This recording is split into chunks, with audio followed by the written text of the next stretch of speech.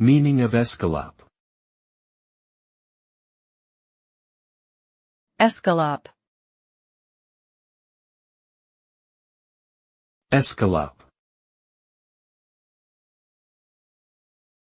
Escalope. Escalope.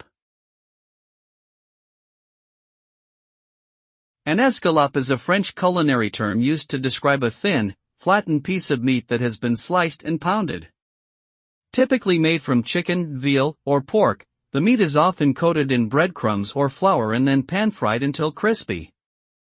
The resulting dish is tender and flavorful, with a crispy exterior and a juicy interior. Escalopes can be served on their own as a main dish or used as a base for other dishes such as schnitzels or Milanese-style cutlets.